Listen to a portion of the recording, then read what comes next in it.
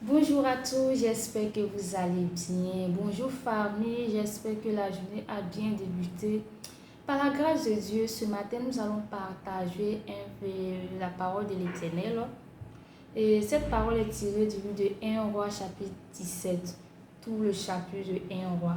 Comme c'est long, nous n'allons pas le lire. Mais tous nous connaissons l'histoire, il s'agit de le roi Akab et Jézabel.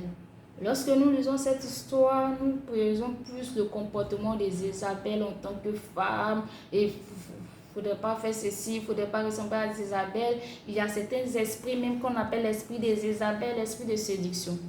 Ce matin, je ne vais pas revenir sur ces choses, mais nous allons parler de l'esprit d'Akab. Dis avec moi l'esprit d'Akab.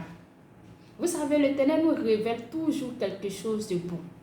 L'Éternel nous révèle toujours quelque chose au travers de sa parole. Ce qui t'a révélé lorsque peut-être que tu lisais un jour, un lundi, ça ne serait pas la même chose qui va te révéler lorsque tu liras un jour, peut-être un mercredi. Parce que dans la parole de Dieu, il y a toujours un message pour chaque circonstance, pour chaque situation. Comme je t'ai disant, l'esprit d'Akab, on a eu tendance à rejeter la faute sur Akab. Parce que Akab a convoité le champ d'Élie et tout ça. Et que c'est Jézabel qui a pris le devant. On a dit que Jézabel n'était pas une bonne femme. Mais bien aimé, laisse-moi te dire pourquoi je dis l'esprit d'Akab ce matin. D'abord, l'esprit d'Akab. Dans l'esprit d'Akab, il y a l'esprit de convoitise. Parce que, étant un roi, si tu n'avais pas convoité le champ de cette personne, le problème n'allait pas arriver. Étant un roi, tu as la possibilité d'avoir tous les champs que tu veux. Mais le roi ne sort pas des principes aussi. Le monsieur te dit que c'est l'héritage de mes pères. L'héritage de mon père, je ne peux pas te donner. Et tu deviens triste. Tu pouvais aller chercher autre champ. Mais tu as tellement convoité le champ du monsieur. Il a travaillé. Voilà pourquoi le champ est devenu beau. Et tes yeux ont convoité. Là, nous devons faire très très attention. Cet élément fait partie de l'esprit d'Akab.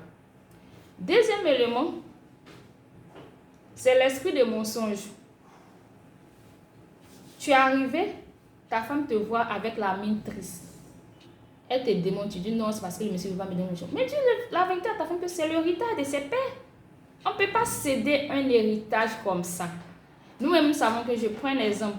Lorsque peut-être ta maman t'a donné des boucles d'oreilles, tu gardes ces boucles-là, mais tu dis je vais montrer à mes enfants, je vais donner à ma fille aussi va donner à sa fille des boucles d'oreilles, et puis ça arrive de la terre. On ne cède pas l'héritage de terre comme ça. Là, c'est un problème. Troisièmement, c'est la négligence ou le laisser aller ou bien le laisser faire. Ta femme te dit ne t'inquiète pas, je vais gérer cette histoire. Ça ne te dit rien en tant que roi. Toi-même, tu es roi. Le monsieur a refusé. Le monsieur a refusé. Et ta femme te dit non, reste tranquille, je vais gérer cette histoire. Tu ne lui demandes pas de quelle manière elle va gérer l'histoire et comment est-ce qu'elle va faire. Et toi, tu es tranquille. De là, il s'agit, on ressent aussi l'esprit de l'irresponsabilité. Parce que Akab a été un roi irresponsable. Ce qui a conduit à sa mort, ce qui a conduit à la mort de sa femme. Un roi irresponsable, d'abord, depuis le début de sa relation avec cette femme, il adorait même des idoles, le dieu d'Astarté. Donc vous voyez, on avait tendance à dire Isabelle, mais on oubliait le côté de Akab. Faisons très très attention. Aujourd'hui, que ce soit en couple, que ce soit dans la société, mais dans l'entreprise, il y a plusieurs personnes. Parmi nous, nous sommes nombreux à avoir l'esprit d'Akab. Changeons de mentalité, arrêtons de convoiter, arrêtons d'être irresponsables, arrêtons de négliger les choses. Est-ce qu'on se comprend? Donc si ce matin, quand tu analyses ta vie, quand tu analyses ta vie familiale, au niveau de l'entreprise, dans la société, à l'église, si tu es comme Akab, il faut changer de comportement, il faut te revoir, il faut te repentir. Laisse-moi te dire que la vie ne t'appartient pas. La vie appartient à l'Éternel. On a vu tous la fin d'Akab. Tu ne sais pas comment sera ta fin aussi. Alors fais très très très attention.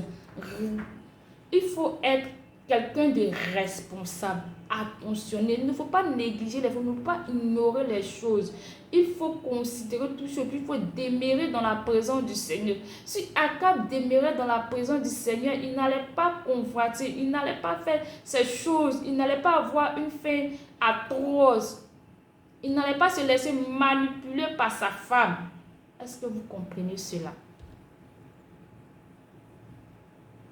Donc, à partir de ce matin, que tu analyses ta vie, que tu vois qu'il y a l'esprit d'Akab, tu vas prier, tu vas dire à l'Éternel, Seigneur, aide-moi, aide-moi, Seigneur, que cet esprit-là sorte de mon corps. Tu peux être pasteur, tu peux être prophète, évangéliste, mais tu peux avoir cet esprit en toi sans que tu ne le saches. Oh Dieu, tu es étonné que peut-être mon église est bizarre, mon groupe est bizarre. C'est parce que tu es négligent, tu es irresponsable. Tu ne considères pas les choses. Tu dis, bon, ils te disent, bon, reste pour bien prophète, on va gérer, puis tu es tranquille. Il faut avoir l'esprit de discernement. Akab n'avait pas l'esprit de discernement. Il n'avait pas l'esprit de sagesse. Nous changeons de comportement. Tu ne peux pas être un chrétien et puis manifester toujours l'esprit d'Akab. Fais très attention à toi. Jésus revient bientôt. Réponds-toi. Marche sur le droit chemin. Bonne journée. Que Dieu nous garde. Amen.